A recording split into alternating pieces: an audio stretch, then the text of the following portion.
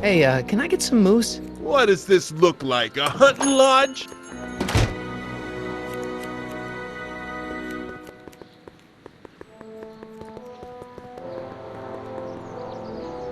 Majestic Arms. Transients welcome.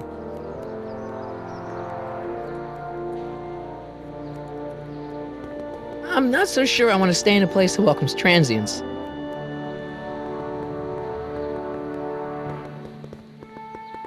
Wow, looks like they used a real shark.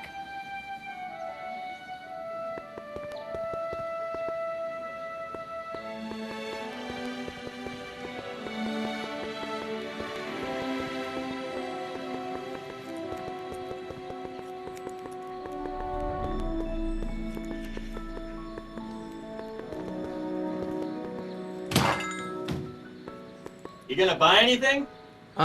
No. Then get out, bum. I guess this is where the speakeasy burned down. How'd Doc ever get mixed up in that?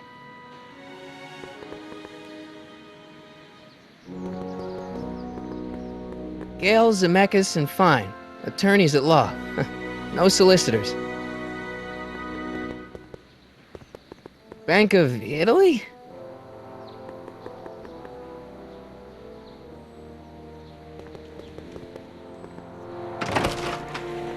How can I help you, sir?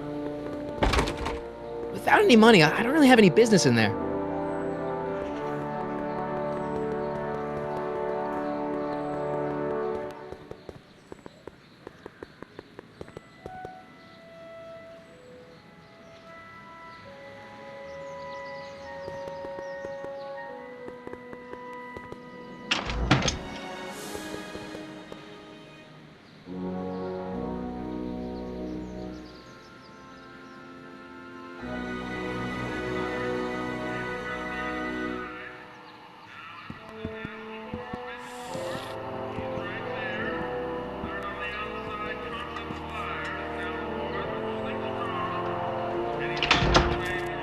McFly! Biff? Kid! Grandpa? That's Mr. Tannen to you, Artie. What are you doing out here? Well, I was getting kind of hungry, so I figured I'd come down here for some free soup. Just thought I'd come down for some soup. Think, McFly. The DA's throwing around subpoenas like Babe Ruth. I don't think Ruth's a pitcher anymore. Shut it! If one of those subpoenas landed in the hands of my number cruncher, I'd be in a whole lot of trouble. I could even get sent up the river. You wouldn't want that, would you? Would you? No, of course not, kid. All right, that's better. What are you looking at, punk? Keep your eyes on the soup, kid. Well? Well, what? What are you still doing here? Sorry, kid, I'll just run back to the safe house. You do that. And McFly, Yes? that hat's too flashy. You better let me hold on to it. Now scram! You got it, boss. And don't come out until I give you the all clear. I swear, if even one of you mooks could add 2 + 2 without your fingers, I'd dump that wimp into the lake. Hey, anyway, I'm off to make myself irresistible. Don't let anyone burn down the shop while I'm gone.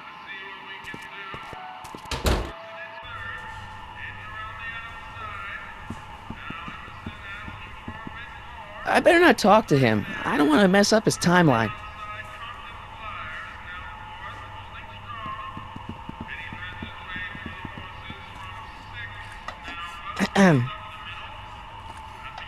Okay. Hey, never mind.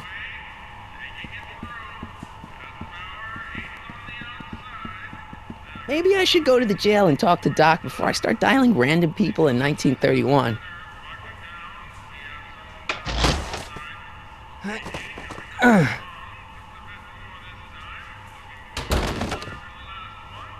There's no way I'm gonna keep that door open without some help.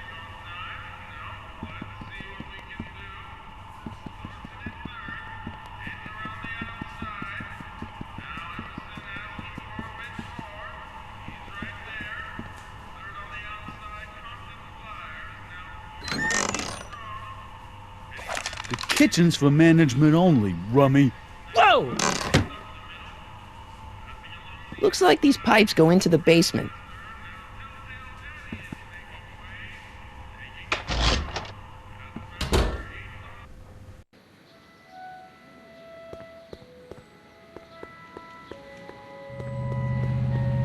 Sisters of Mercy Soup Kitchen. Come for the soup, stay for the salvation.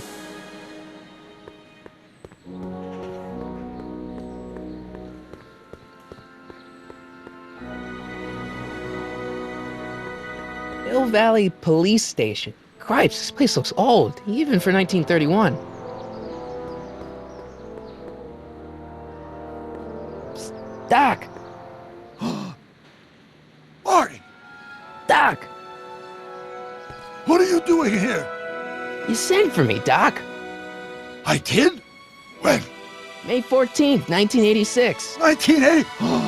The automatic retrieval system, of course. I'd almost forgotten about that. So what's our plan for getting you out of here? Plan? We don't need a plan. We don't. Not in the slightest. The police picked me up for that speakeasy fire a couple of weeks ago, but the DA hasn't got a case. They're releasing me tomorrow morning. So basically, I traveled 50 years into the past to deliver your car? Sorry about that, but it's so wonderful to see you. We have a lot of catching up to do. Yeah, you might want to hold off on that, Doc. Great Scott!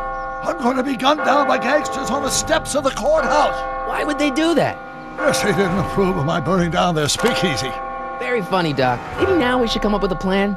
A plan, right. But what?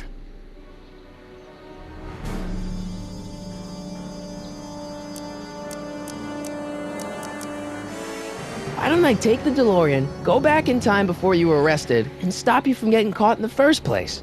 Don't even think about it. Without my unjust incarceration, the events that sent you into the past might never happen, resulting in a paradox of continuum shattering proportions. Jeez, we've been back together for 5 minutes, Doc. You're already talking about the end of the universe. I've missed that. Don't be ridiculous, Marty. I was only referring to the end of the universe as we know it.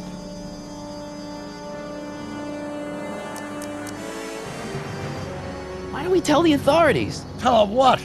That my friend from the future has proof that I'll be murdered tomorrow? They'd ship us both off to the loony bin. And trust me, you don't want to see the inside of a 1931 insane asylum. Why don't we try to tough it out? Now that we know what's coming, maybe we sneak it past the gangsters with a bulletproof vest or something. That might work with 1 or 2 bullets, but from the looks of this article, it appears that I'm going to be mowed down in a hail of Tommy gun fire that rendered the innocent stranger little more than a puffy mass of bones and gristle. Who writes like that? According to the byline, one Edna Strickland. I should have guessed. Hey, maybe I could talk to the gangsters. Tell them they're about to shoot the wrong guy. I don't think the criminals of this era are going to be very receptive to a complete stranger telling them that their secret assassination plan is misguided, do you? Well, I suppose I could just get some dynamite and break you out of jail. No, that's far too dangerous. Not just to me, but to random innocent people in the past. The repercussions could be... That's it! What's it? My rocket-powered drill. You have a rocket-powered drill? Not yet. I haven't built it yet. You've lost me, Doc. Listen, a few months ago, my 17-year-old self sent in a patent application for a rocket-powered drill. I abandoned the project after I never heard back from the patent office, but the prototype should be nearly complete. Great, I'll just run back to your lab and... No, I said nearly complete. You'll need me to help you finish it. How the hell am I supposed to sneak a half-finished rocket-powered drill into your cell? Not me! 1931 me! Wait a minute, Doc. You want me to convince your 1931 self to build a rocket-powered drill to break you out of jail? Precisely!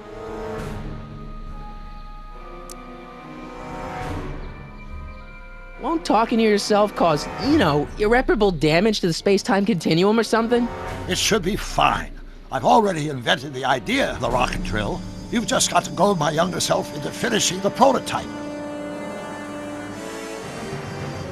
How am I supposed to convince your younger self to finish the rocket drill? Just tell him I need to break his older self out of jail? Absolutely not. Whatever you do, you can't tell my younger self anything about time travel. I won't come up with the inspiration for the flux capacitor for another 24 years. Then what am I supposed to... Just be your charming self. From what I remember, I'm a pretty easygoing kid, so enlisting me in a scientific adventure should be a piece of cake. Okay, let's say I go along with this crazy idea. Where can I find you? I mean, the other you. How should I know? It was over 50 years ago. Why don't you go over to the soup kitchen next door and give my house a call? They'll know where to find me. Soup kitchen. Got it. Just stay away from the soup. It'll cause irreparable damage to your digestive system.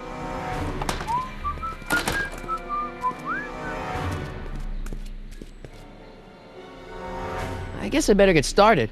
Don't worry, Doc. I'll get you out of here in no time. I'm not worried. Once you and my younger self put your heads together, you'll be unstoppable.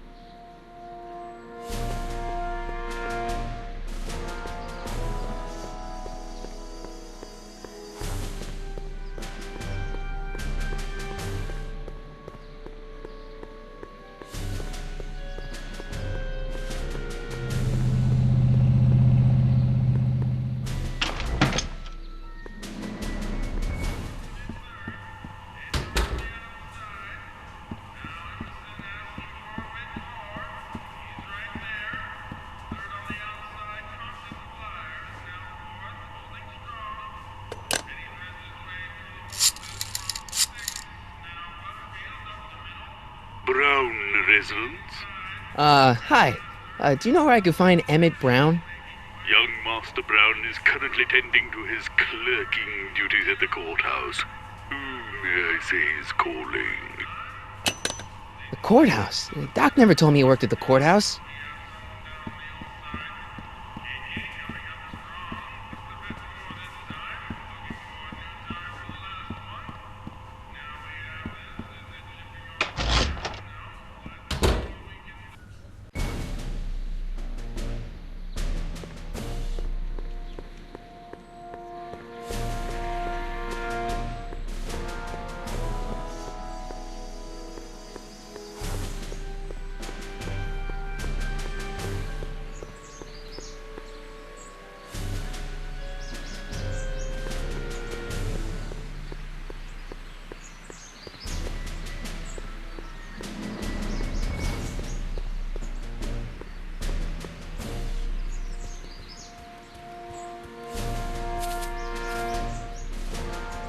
Hey, how you doing, Einie?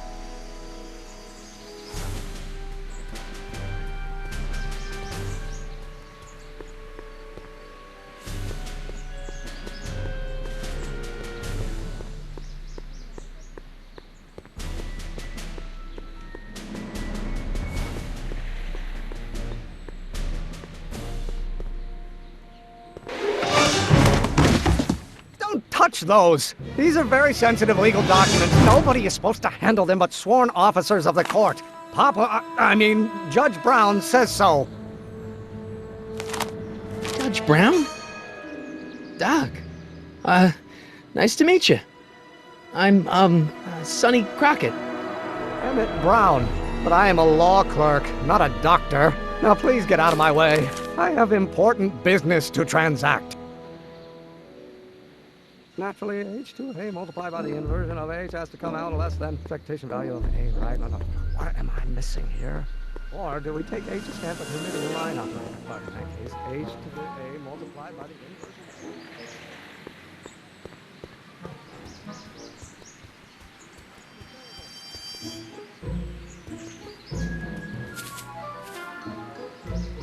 Hey, how you doing, Einie?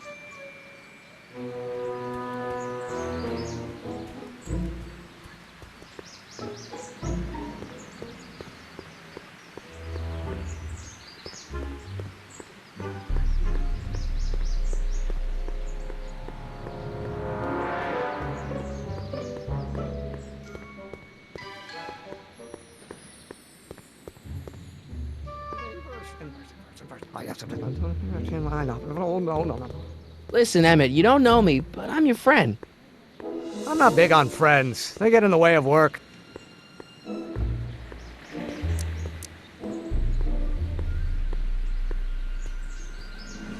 Listen, I understand you're working on a new invention in your lab. Invention?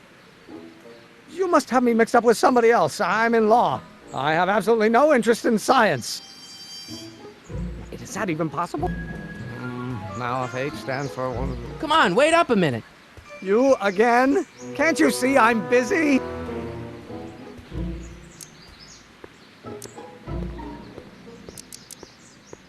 What's this important business you're up to? It's a legal matter, very complicated, very abstruse. I need to obtain 5 sets of initials on every copy of this writ of indemnification before before Judge Brown can even think of granting a waiver to the party in the first part. You have no idea what it's about, do you? That's how important it is. Come on, Doc. Emmett, drop the Legal Eagle Act. I got something more important for you to do. Mr. Crockett, I'll have you know that the law is the very mortar that holds society together, and we in the legal profession are like brick masons building the edifice of the future. Your dad tell you that? Every morning. So, Emmett, what time are you through with work? Depends. On weeknights, Pop sometimes keeps me in the office till 9. 9 at night? But today's Saturday. Right. So I probably won't get off before 10. How about you knock off work early and I'll buy you a beer, or soda. What do you say? Don't try to tempt me from my duty with sugary beverages. Keeping the wheels of justice turning, that's my one passion in life. Besides, if I left before 8, my pop would kill me. Sounds like you're a little scared of your father. Scared of my father? Pop is the most learned, just, incorruptible judge that Hill Valley has ever seen. The only people scared of Judge Brown are people with a dark secret to hide. And I don't have a dark secret to hide. Sounds like you're a little scared of my father. The only people scared of hide. Okay, so you don't want your old man to know. That's fine. Listen, we all keep secrets. But I'm telling you, you can level with me about this science project of yours. I am not a scientist. Go ahead, ask me what E equals. What does E equal? I have absolutely no idea. See? I don't know where you got your information from about me, mister, but you're wrong.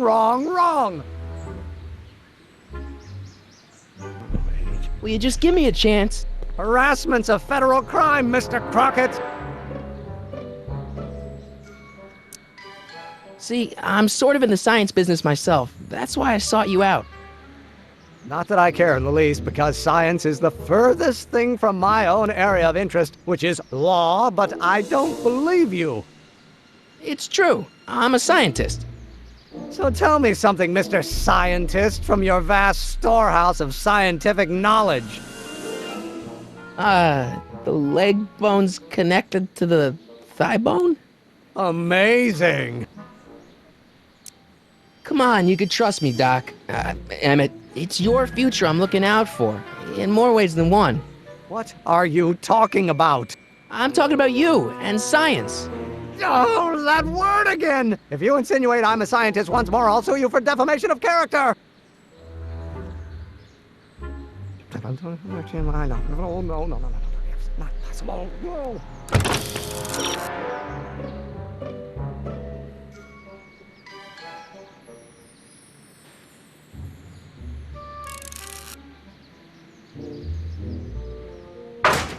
Whoa.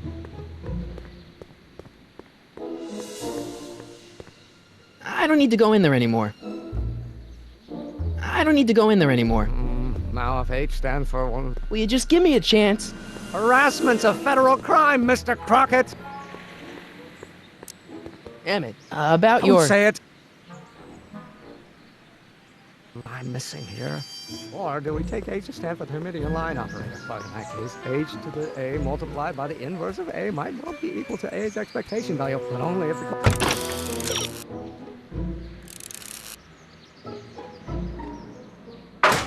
coefficient of friction remains constant and the gravitational constant is variable. Wait, is that even possible? Oh, let's start over. Force equals mass times acceleration, of course. That's Newton.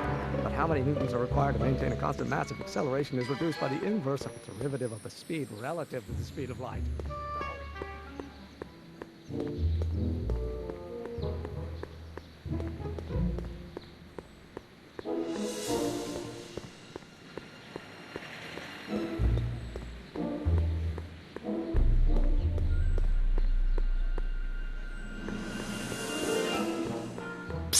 Doc! Marty, have you found my younger self yet? Where have you been all this time? I missed you. I've missed you too, Marty. But I thought it was important to let you live your own life for a while, free from the insanity of time travel. I gotta admit, it was nice to not have my family history blowing up in my face for a few months. Besides, I've been busy raising my own unpredictable teenagers. So how are Clara and the kids? They're fine. Right now we're trying to decide where to send Jules and Vern to college. Clara prefers the 2020s, but I'm partial to the 1960s. We're planning on visiting you and Jennifer in 2011 soon. Me and Jennifer? In 2011? Oh, forget I said anything. Where'd the DeLorean come from? The last time I saw it had been smashed to pieces by a train. It's a fantastic story. Do you remember when the DeLorean got struck by lightning in 1955? Yeah? Unbeknownst to either of us, the lightning produced a temporal duplicate of the time machine, one that was tossed 70 years into the future. What? I found out about it during a trip to 2025 and recovered it just in time to stop Riff Tannen from vandalizing the time stream. Heavy. So that DeLorean... It's for all intents and purposes the exact same machine as the original. Plus or minus little bells and whistles I've added over the years, of course. So, what were you doing in 1931 anyway? Oh, nothing terribly exciting. Indulging in a little personal nostalgia, picking up a few rare out-of-print books to surprise Clara on her birthday, solving a historical mystery or two. The usual. Usual? You lead a pretty unusual life, Doc. It's an unusual universe, Marty. I hate to tell you, Doc, but your last time departed display is on the fritz. It is? So how did you find me? I found one of Edna Strickland's shoes in the DeLorean. How did one of her shoes get in the DeLorean? Einstein took it from her. He did? How strange. Einie almost never attacks people. Not without a good reason, anyway. How'd you wind up in jail in 1931 anyway? During my trip to the past, I decided to look into one of Hill Valley's unsolved mysteries. The fire at the speakeasy. Exactly. I thought I was safely hidden across the street. But when the fire started, there was a tremendous explosion, and I was knocked unconscious by a stray brick. When I woke up, I was here in jail, charged with arson. That's horrible. I know. Worse yet, I still don't know who started the fire. Guess who I bumped into at the soup kitchen? My grandfather. No! Don't worry, I didn't talk to him or change his future or anything. Good. I wish I could, though. This era's Tannen is treating him like dirt. Don't worry. If history plays out as it's supposed to, he'll soon be out from under Kit Tannen's thumb and free to live out his life as a humble accountant with your grandma. What was her name again? Sylvia. Right, Sylvia. What's the story with this kid Tannen jerk anyway? Biff's father? By this time next year, he'll be pulling down a life sentence in San Quentin. There was even a song about it. Wait, if Biff will be born in 1938, and Kid will be in prison... As I recall, he escaped from prison in 1937 for about 3 hours. That's a busy 3 hours. No kidding.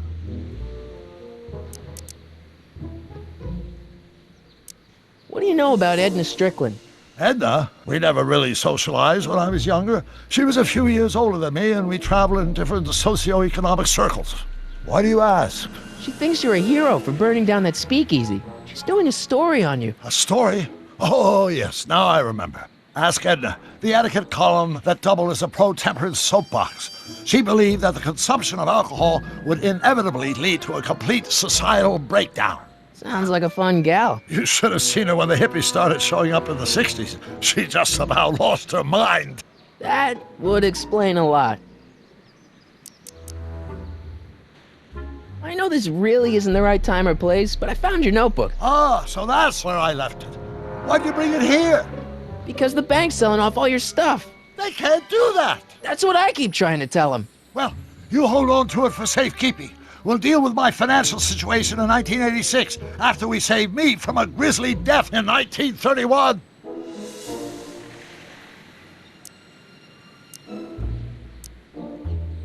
Well, I met your younger self, Great. and I gotta say, you're kind of uptight. What? You won't even talk to me. I find that hard to believe. Tell me what happened.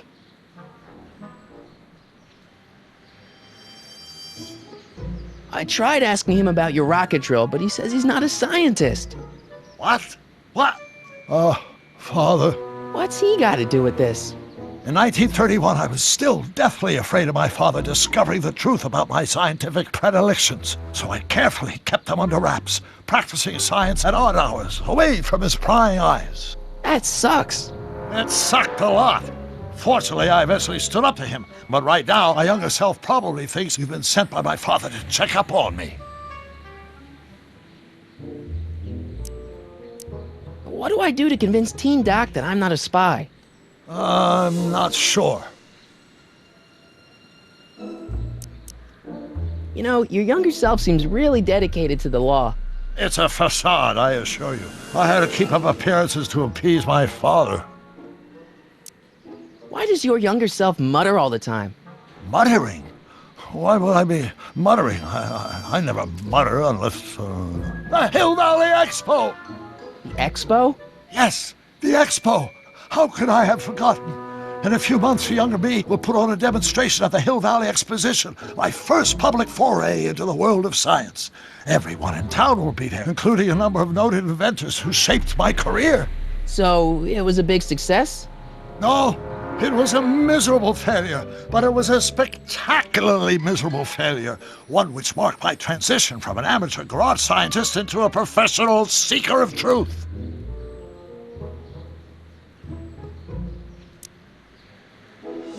What does this expo have to do with you muttering all the time? When I was younger, I used to relieve stress by working on complex mathematical conundrums. No doubt my younger self is working on some impossible problem in an attempt to work off cerebral steam in the weeks before the exposition. What was I muttering about? I don't know, h to the something with an inverse of something else. I'm not so good at equations. That's too bad. I bet if we could solve my younger self's problem, he'd be more inclined to listen to you. Let's talk about your younger self's problems later. Okay, but don't forget we're on a bit of a deadline here.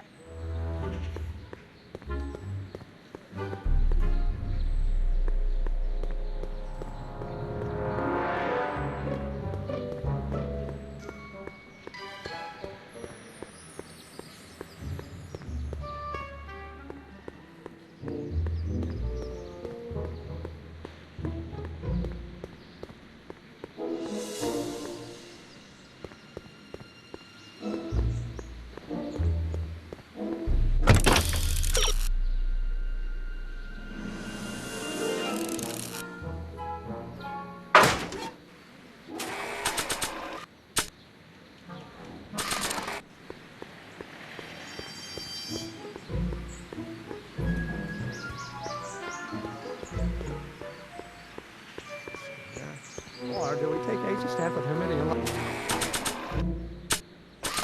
line operator? But in that case, H to the A multiplied by the inverse of A might well be equal to A's expectation value. Will you just give me a chance? Harassment's a federal crime, Mr. Crockett! Emmett, about Don't your... say it! Acceleration, of course, that's Newton. But how many newtons are required to maintain a constant mass if acceleration is reduced by the inverse of the derivative of the speed relative to the speed of light? Oh, with respect to h.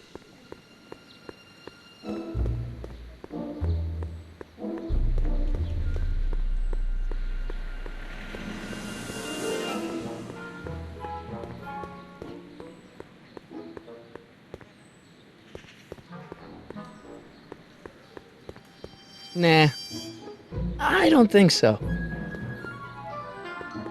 Maybe not.